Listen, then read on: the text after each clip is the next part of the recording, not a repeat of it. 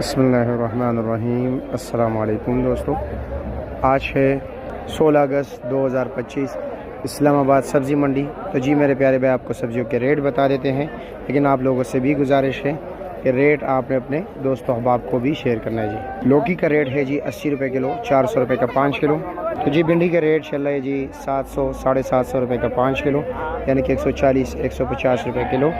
अरवी क्या रेट है? 350। रेट और भी डाउन हो गया, 70 रुपये किलो हो गया। वाह जी वाह, वाम के मजे। अच्छा जी, चलो जी। प्याज क्या रेट है जी? 100 रुपये कड़ा भी है, 150 रुपये कड़ा भी है, 200 भी है। वाह जी वाह। धनिया क्या रेट है? 50 रुपये कड़ा। और पालक 30 रुपये कड़ा। ठीक हो गया जी, शुक्रिया। और लो जी, आप नहीं आओगे तो कौन आएगा।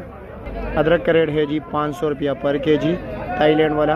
और लहसुन आपको मिलेगा जी 300 रुपये किलो। बंद गोभी का रेट है जी 100 रुपये किलो, 500 रुपये का 5 किलो। और पेटा का रेट है जी 50 रुपये किलो, 250 रुपये का 5 किलो।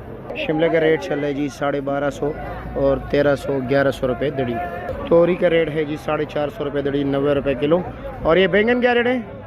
7 किलो का बैंगन का रेट है जी सिर्फ और सिर्फ 500 रुपये। कद्दू का 7 किलो 7.5 8 किलो शापर होता है जी, ये 400 रुपये का।